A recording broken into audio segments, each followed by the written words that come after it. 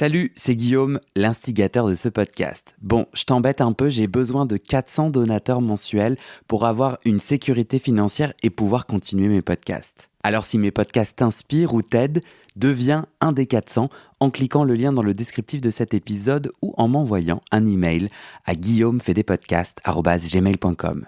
Merci. Bienvenue sur ce podcast qui aide les gays ou queers à s'épanouir sexuellement. Moi, c'est Guillaume, votre hôte. Je suis gay, j'ai 36 ans et avec ce podcast, je suis enfin sur mon chemin d'épanouissement. Ce podcast, c'est mon guide pour apprendre et me débloquer. J'ai envie de réconcilier santé et plaisir et sortir les sexualités homosexuelles du non-dit. Je vous propose 2 types d'épisodes. Les épisodes témoignages. Un homme gay, bi ou queer raconte son chemin de sexualité et nous donne ses trucs et astuces pour s'épanouir. Et des épisodes hotline, avec un professionnel de santé, je réponds aux questions intimes des auditeurs pour donner des conseils pratiques. Allez, place à l'épisode, bonne écoute. On continue ? Oui. Point numéro 9, top 10 de la sodomie réussie, de la sodomie qui fait kiffer. Le 9 te surprendra, pas du tout. Le 9, c'est « ai-je besoin de substances pour me faire pénétrer ?» C'est absolument pas surprenant. C'est quand même un sujet dont on parle énormément. Drogue, alcool, poppers. Est-ce que j'ai besoin d'une substance pour m'aider ? Et qu'est-ce que je fais par rapport aux substances ? C'est un gros questionnement quand même, les substances. En gros, il y a des gros problèmes de chemsex. Voilà, à Paris notamment. Il y a des gros problèmes de chemsex. Donc des gens qui utilisent des drogues. Au 190, c'est la problématique de santé majeure. Ah ouais, donc le 190, c'est un centre spécialisé LGBT de santé sexuelle. Exactement. Où tu travailles. Où je travaille. Et tu es médecin. La question des personnes séropositives n'est plus trop une question.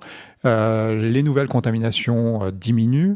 De plus en plus de gens sont sous PrEP et du coup ont une vie sexuelle qui s'améliore et qui est plus épanouie. Le sujet, c'est le chemsex en ce moment. Le sujet problématique qui pose un gros problème dans la sexualité des gens, c'est le chemsex. Ouais. Donc le chemsex, c'est des gens qui utilisent des drogues diverses pour mêler à leur sexualité. Exactement. Souvent avec objectif de sorte de marathon, en tout cas de tenir plusieurs heures de rapport sexuel. Voire plusieurs jours. Et ou de, quelque part, aller plus vite pour plus de plaisir. Donc, toutes les étapes qu'on vient de souligner, c'est, je crois, moi, comprendre que j'utilise des substances pour enlever d'un coup tous les blocages psychologiques dont on vient de parler longuement et ou les blocages physiques. Exactement, parce que le chemsex va permettre donc d'être de se sentir plus libéré, d'être plus à l'aise dans le rapport à l'autre et donc de plus avoir ces blocages psychologiques, va permettre aussi d'évacuer toutes les sensations désagréables, les douleurs, et donc va permettre de durer sur le très long terme, effectivement, d'avoir des rapports. Alors, il n'y a pas de la baise pendant 4-6 heures, hein, il y a des moments de pause et tout ça, mais en tout cas, on est dans un rapport qui dure. Et ça, les substances le permettent, mais au prix de pas dormir, de pas manger, de moins boire, et puis d'addictions qui vont, les drogues, peuvent submerger complètement la vie des gens, ils vont avec des conséquences sur leur vie sociale, sur le travail et tout ça. Donc, mais en fait, ce qu'on est en train de se demander, c'est donc moi là sur le podcast, si les gens vont chercher les témoignages, il y a 2 témoignages autour du chemsex, et c'est 2 témoignages de gens qui racontent une descente aux enfers et une difficulté à sortir de cette addiction, où en fait tu as très peu de temps la valeur ajoutée de la drogue qui te permet de lever tous les blocages et rapidement se déconnecter, c'est pas pour un meilleur plaisir, mais ça te déconnecte complètement. C'est-à-dire que t'es plus dans le rapport sexuel réellement, et en plus t'arrives plus à avoir des rapports sexuels sans, et en plus tu deviens addict, c'est-à-dire que toute ta vie devient organisée autour de ça. Et je crois que moi, la question que je me pose en tant que podcasteur, c'est existe-t-il des personnes qui, comme elles le disent, parviennent à utiliser des drogues dures, hautement addictives, tout en contrôlant, entre guillemets, c'est-à-dire en le faisant régulièrement sans que cela engloutisse leur vie.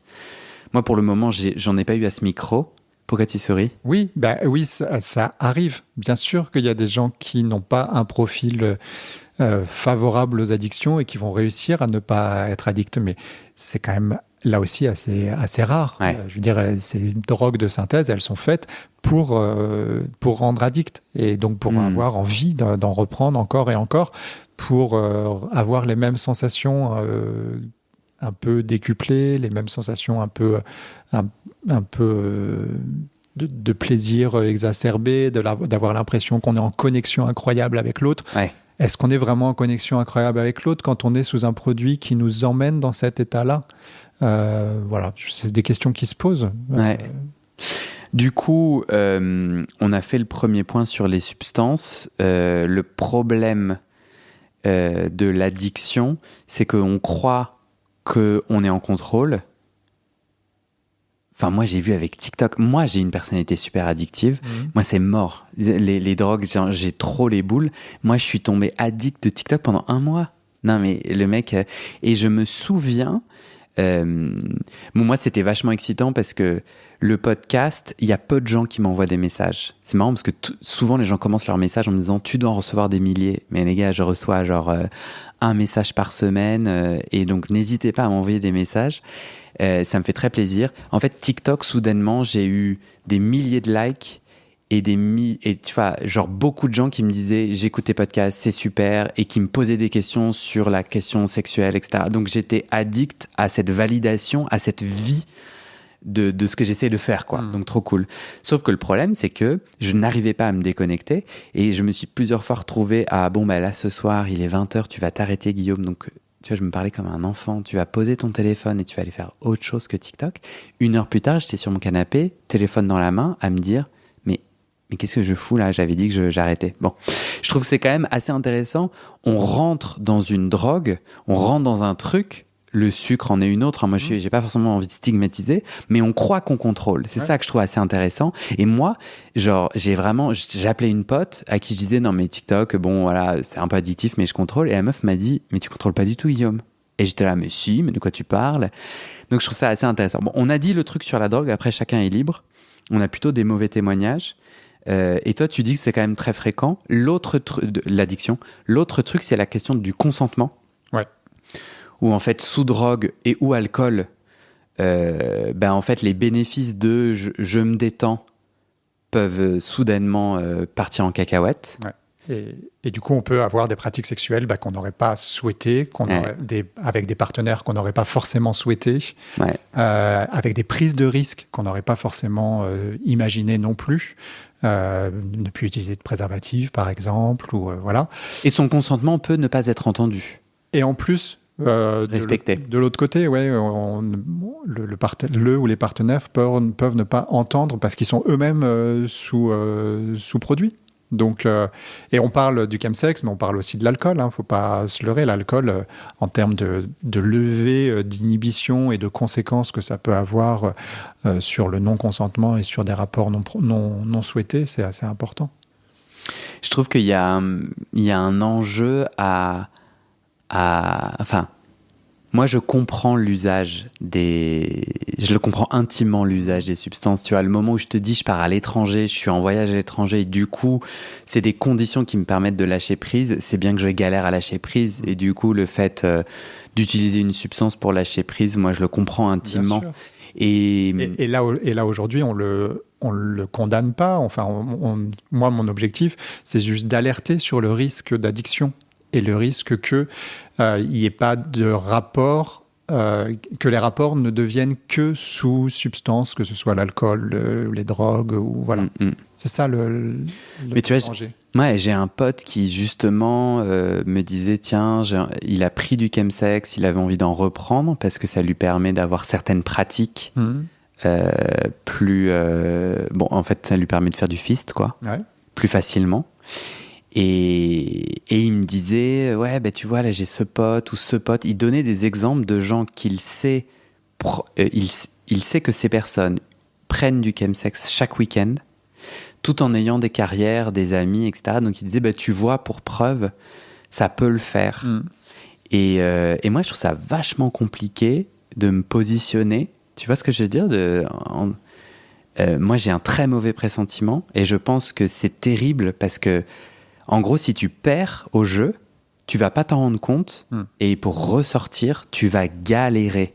Mais possiblement, oui. Est-ce que c'est possible que des humains ne perdent pas à cette loterie ?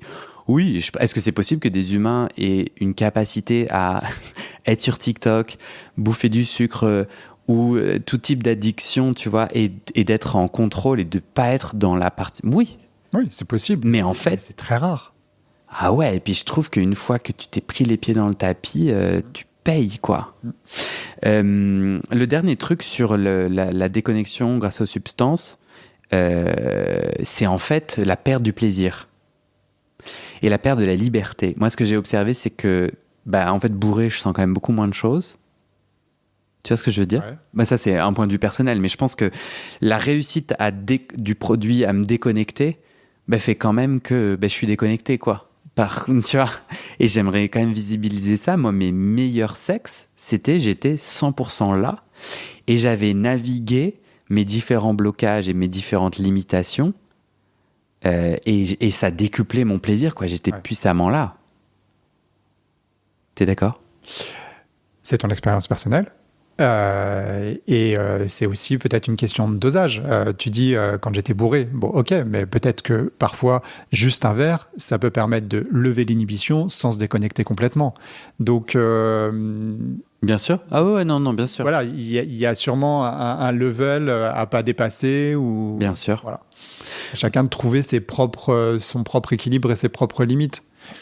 Mais la dernière chose sur la liberté, c'est que moi, personnellement, ce que j'ai dit à mon pote, c'est « Mais viens, on crée... » Enfin, et si tu crées ta pratique du fist sans Kems, c'est quoi les étapes ? Et je lui demandais, est-ce que tu es allé au bout de l'aventure de comment faire pour lever tous mes blocages et faire du fist qui me fait kiffer sans Kems. Je lui ai dit, est-ce que tu es allé au bout de ce chemin-là ? Et en fait, c'est impossible. Et c'est pour ça que tu considères la drogue. Et la réponse était non. Genre, je suis pas allé au bout de ce chemin-là et c'est pas impossible. Il y a la facilité de la drogue.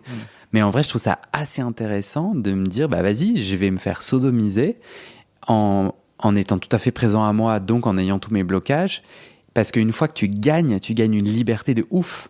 Alors que si j'ai besoin d'un produit pour accéder à un bout de ma sexualité, en fait, moi, personnellement, j'ai l'impression de perdre ma liberté et d'avoir un jeu moins intéressant. Mon point de vue.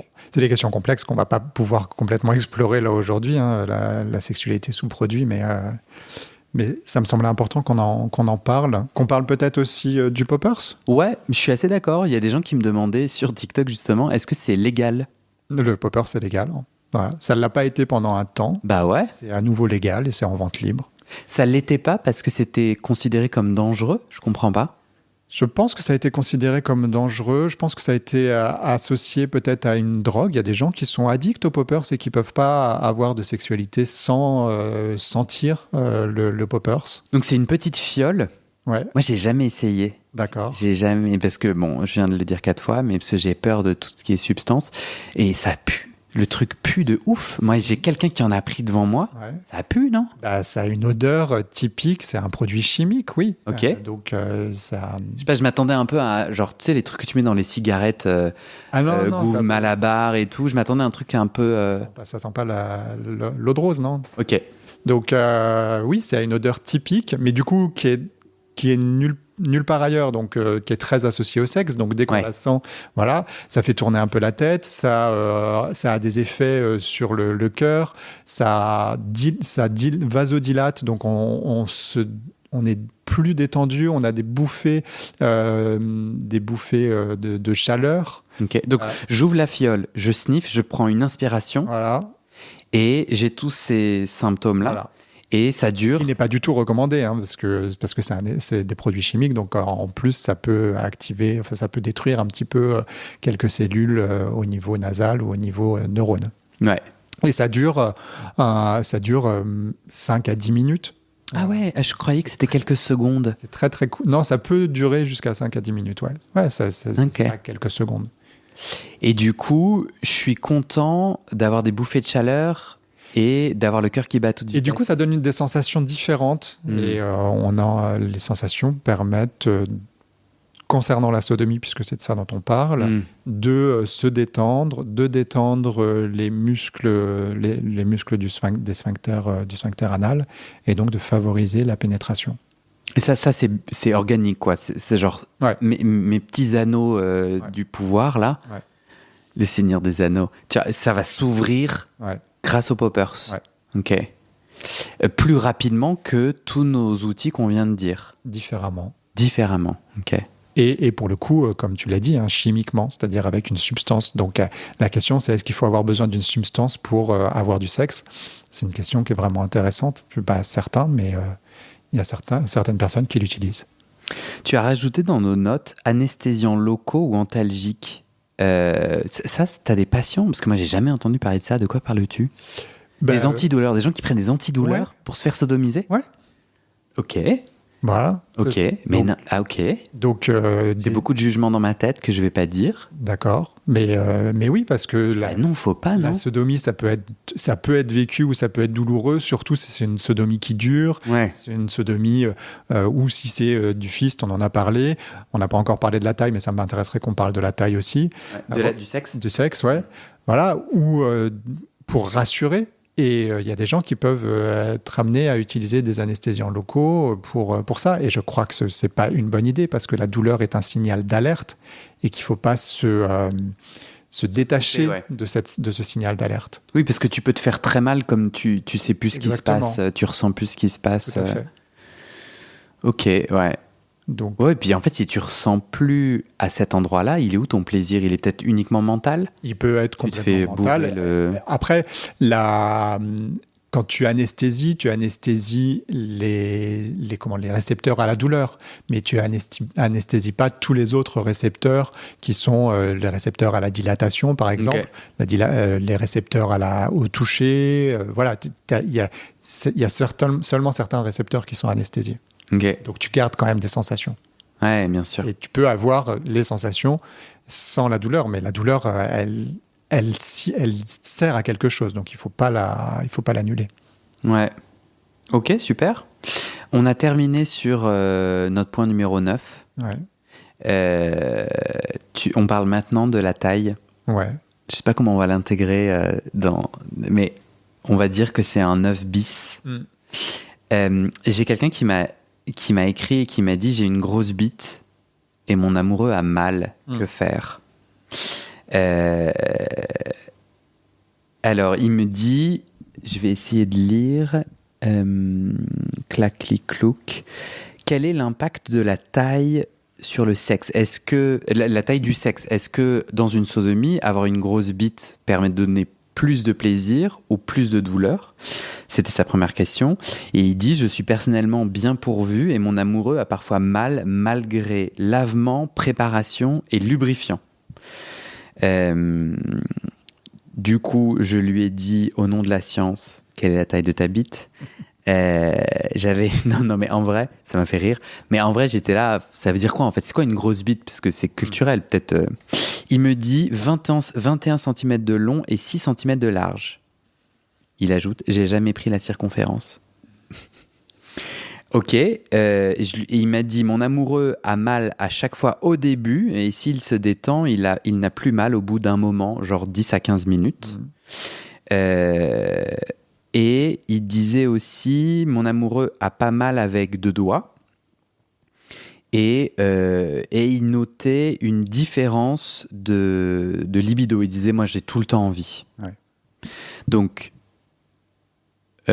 première question, parce que je pense que tu vois, il y a des gens qui peuvent se dire j'ai besoin de substance. Là, c'est moi qui tente de faire un audacieux pont entre notre point numéro 9 et la taille de la tub. Et du coup, je pourrais me dire moi, je suis amoureux d'un mec qui en a une énorme, donc je vais prendre des substances parce que ça me fait mal à chaque fois. Est-ce que c'est vrai ? Alors moi, je te dis tout de suite oui. La taille de la bite impacte, oui, tu vois, si je me mets un petit god ou un gros god, ça impacte... Ça va pas toucher au même endroit, ouais, forcément. Ça va me faire mal. Ça va pas dilater de la même façon. Ça va pas... Donc oui, la taille de la bite va donner des sensations différentes. Ouais. C'est obligé.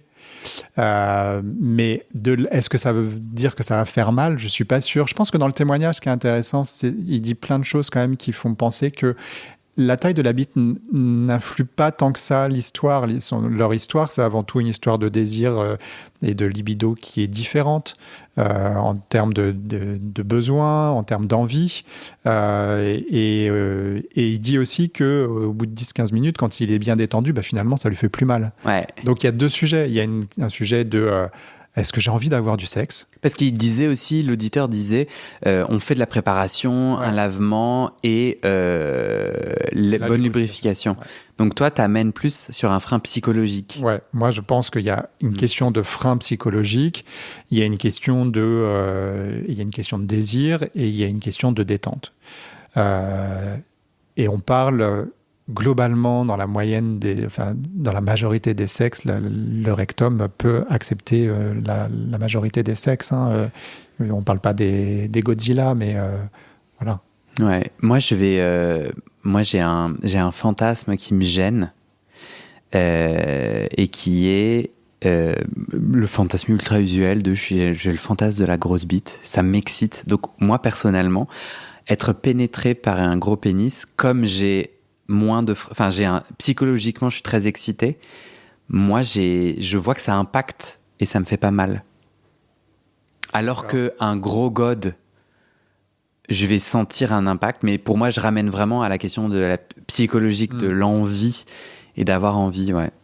Et je suis gêné par ce fantasme parce que j'ai vraiment l'impression que c'est le délire hétéronormé, grosse bite, puissance et tout. Je suis un peu déçu. Et puis les pornos.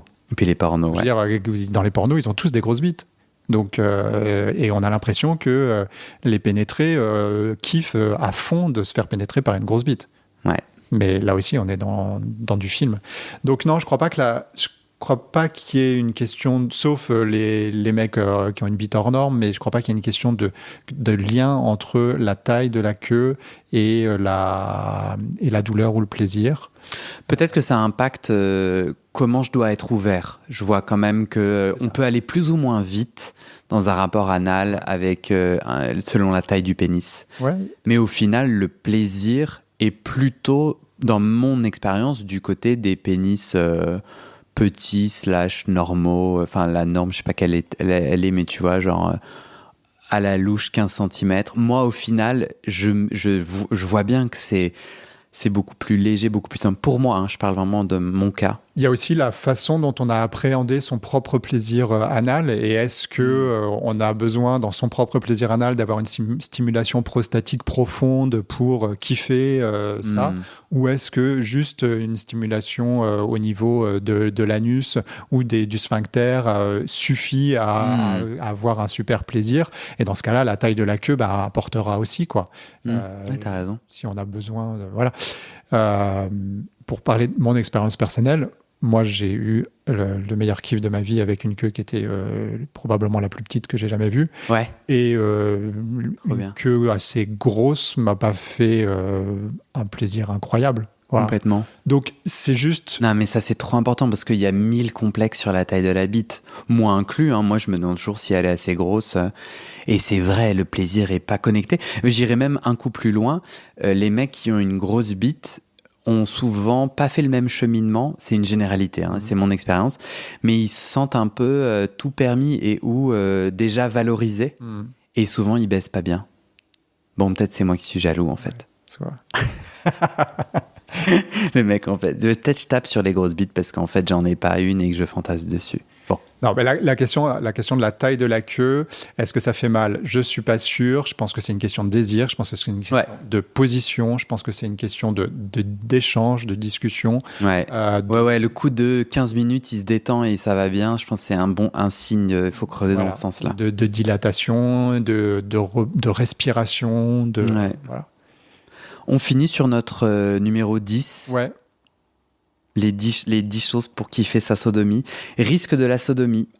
Donc c'est un autre auditeur qui nous demande, en parlant de sodomie, je serais intéressé d'avoir le point de vue de ton interlocuteur, il parle de toi Thomas, sur l'incidence de la sodomie sur la santé de l'anus. J'ai tendance à penser que dans l'absolu, hormis le plaisir, c'est pas trop bon et que ça peut mener à des problèmes. Crise d'hémorroïdes, fissures, est-ce que incontinence, donc est-ce que... Mais j'ai l'impression qu'on a déjà répondu à cette question, non ? On en a parlé, mais je pense que c'est important qu'on en reparle. En gros, est-ce que si je me fais sodomiser, je peux m'abîmer, je peux abîmer ma santé ? Donc là, on a déjà parlé des infections sexuellement transmissibles. Et là, la question, c'est est-ce que je peux devenir incontinent ? Puisque c'est fait pour faire caca, donc c'est pas naturel, c'est contre nature, hein. C'est une bonne question sur l'homophobie intériorisée. Alors, non, il n'y a pas d'effet délétère de la sodomie sur le court ou le long terme. On peut se faire sodomiser tous les jours sans qu'il y ait de problème de continence anale. Les sphincters vont se resserrer et c'est un muscle qui s'ouvre et qui se ferme. Ouais. Et qui s'ouvre et qui se ferme déjà pour faire caca, donc il va souffrir et qui se fermer pour la sodomie. T'as dit souffrir ? Non, j'ai dit s'ouvrir. J'ai mal entendu.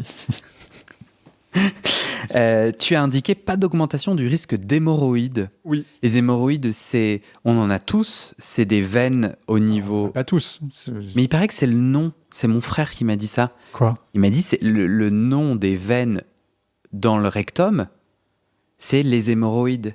Du coup, c'est un abus de langage de dire j'ai des hémorroïdes. On en a tous, mais il y a des veines qui, du coup, se cassent, se bloquent. Non, s'élargissent. S'élargissent, effectivement. Et font des petites bubules. Et voilà. Des petites boules. Des boules, il y a des caillots de sang qui peuvent se former à l'intérieur. En fait, c'est du sang qui s'évacue pas. Ouais. Donc, le sang stagne, peut faire des caillots, donc ça grossit, donc ça fait mal, donc ça peut saigner au contact. Voilà. Mais tout ça, c'est pas du tout favorisé par la sodomie. Hein. Moi, j'ai même une proctologue qui m'a dit c'est le contraire. En fait, plus tu as des rapports anaux, donc on est d'accord qu'en respectant, en ayant du plaisir, enfin, tu vois, si tu te fais violente pas, hein, si tu te... Mais même si tu te violentes, ça ne va pas créer des hémorroïdes. En fait, pourquoi la sodomie peut même améliorer les hémorroïdes ? C'est parce qu'on va aller masser ces veines où il y a du sang dedans, et on va favoriser le drainage de ces veines. On va favoriser le fait que le sang s'évacue.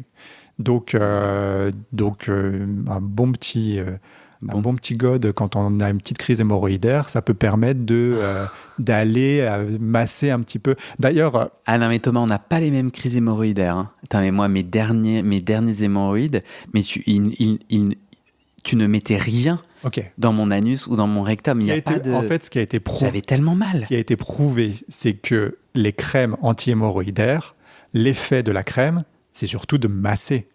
Tu masserais avec n'importe quelle crème. Bon, il faut une crème qui soit accessible, que tu puisses mettre sur les muqueuses, mais tu masserais avec n'importe quelle crème. C'est d'abord et avant tout de masser et donc de mobiliser ce sang qui stagne dans les veines pour qu'il soit évacué.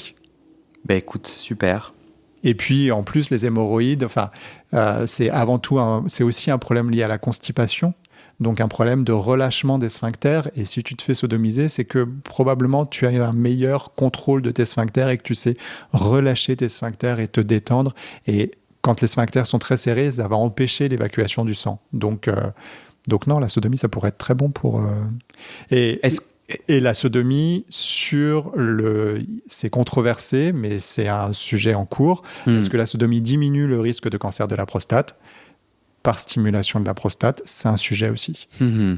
Ce qui est sûr, c'est que la masturbation diminue le risque de cancer de la prostate. Ok, c'est intéressant. Fissure, est-ce que je peux avoir une fissure parce que...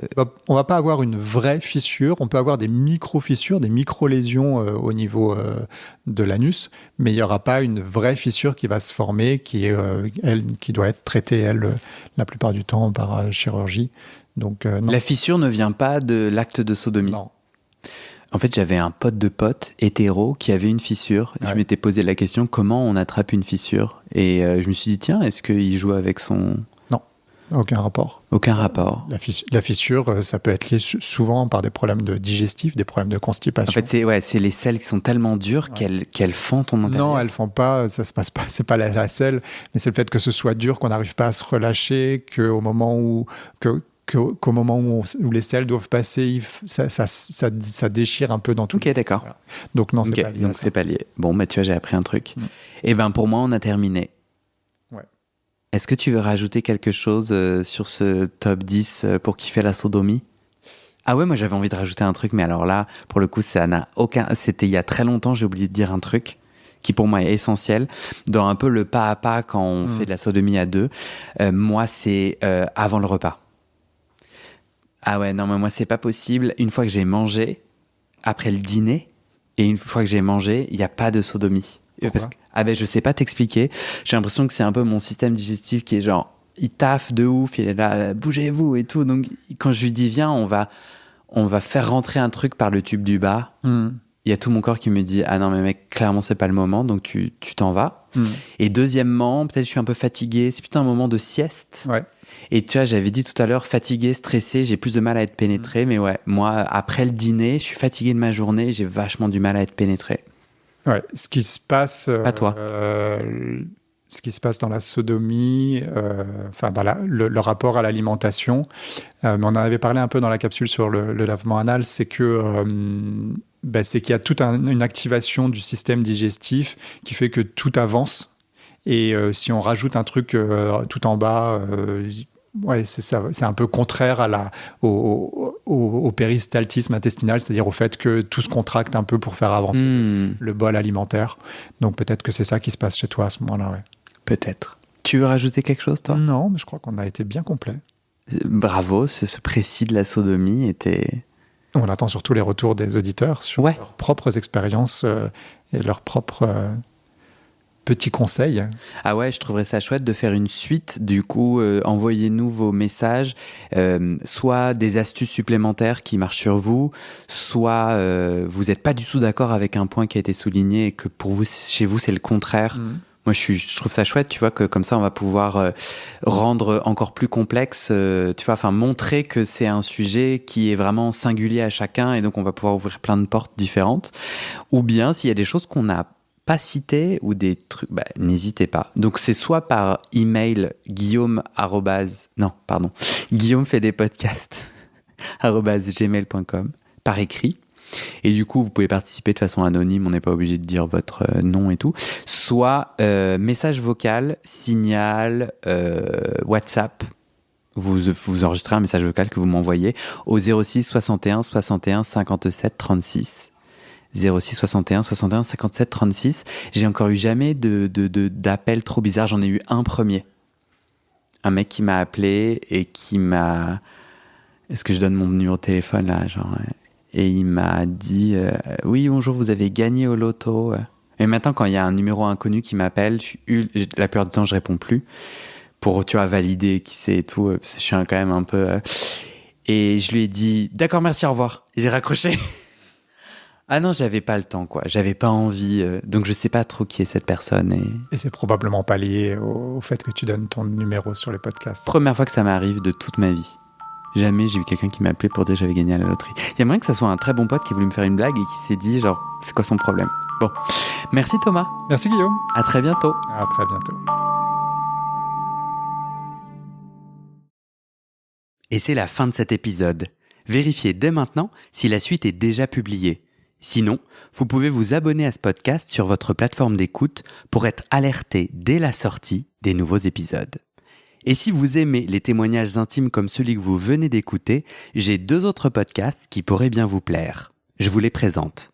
Histoire de devenir moi. Ça, c'est un podcast dans lequel des gens ordinaires me racontent un tournant déterminant pris dans leur vie. Ils racontent le déclic qui a tout changé et comment ils sont devenus un peu plus eux-mêmes. Ma dernière séance de psychanalyse. Ça, c'est un podcast dans lequel des gens me racontent leur dernière séance sur le divan et comment la psychanalyse les a aidés, ou pas. Et d'ailleurs, c'est avec ce podcast que j'ai gagné le prix du meilleur podcast de conversation en 2022. Alors pour écouter ces podcasts, vous pouvez tout simplement taper les titres dans la barre de recherche de votre plateforme d'écoute. Mais je vous mets aussi dans le descriptif de cet épisode les liens pour écouter ces podcasts et les liens de mes réseaux sociaux pour découvrir les coulisses de mon aventure de podcasteur et aussi la page de dons pour soutenir mon travail et mes podcasts. En tout cas, n'hésitez pas à m'envoyer vos retours et vos réactions à guillaumefaidespodcasts@gmail.com ou sur mes réseaux sociaux. Ça me motive énormément de savoir que ces histoires naviguent et résonnent, ou pas d'ailleurs. Allez, merci pour votre écoute et à très bientôt dans vos oreilles.